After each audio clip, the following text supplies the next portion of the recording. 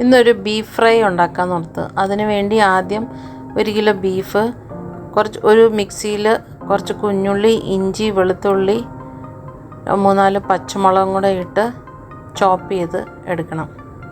അത് ഈ കഴുകി വച്ചിരിക്കുന്ന ബീഫിനകത്തോട്ട് ഇടുക.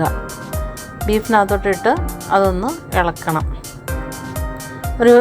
ഇതിൽ മല്ലിപ്പൊടി, മുളക് പൊടി, കുരുമുളക് പൊടി, മഞ്ഞൾപ്പൊടി ഇതെല്ലാം കൂടെ ഈ ബീഫിനകത്തോട്ട് ഇട്ട് പാകത്തിന് ഇച്ചിരി ഉലുവയും ഇച്ചിരി ഉപ്പും കൂടെ ഇടുക. എന്നിട്ട് എല്ലാം കൂടെ ഒന്ന് വഴറ്റി ഇച്ചിരി വെള്ളം കൂടെ ഒഴിച്ച് കൊടുത്ത് ഒന്ന് നന്നായി ഇളക്കിയെടുക്കുക. അത് കഴിഞ്ഞിട്ട് കുക്കർ അടച്ച് ആവശ്യത്തിന് വേവ് അനുസരിച്ചിട്ട് ഒന്ന് വേവിച്ച് എടുക്കുക. വേറൊരു ഇതിൽ ഇച്ചിരി പെരിഞ്ജീരകം, വെളിച്ചെണ്ണയിൽ പെരിഞ്ജീരകം ഇട്ട് അതിന് ശേഷം ഇച്ചിരി നല്ലപോലെ കുഞ്ഞുള്ളി ഇട്ട് വഴറ്റുക.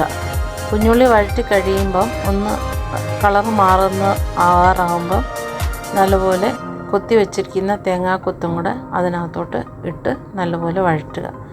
അത് നല്ലപോലെ പാകത്തിനായി കഴിയുമ്പോൾ വേവിച്ച് വെച്ചിരിക്കുന്ന ബീഫ് അതിനകത്തോട്ട് ഇട്ട് ഇളക്കുക. ഈ ഇറച്ചിക്കറിയിലോട്ട് ചില്ലി ഫ്ലേക്സും കുരുമുളക് പൊടിയും കൂടെ ആവശ്യത്തിന് ഇടുക.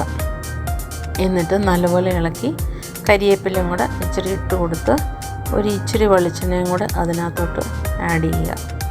എന്നിട്ട് നല്ലപോലെ വഴറ്റി ചെറുതീയിലിട്ട് പറ്റിച്ചെടുക്കുക.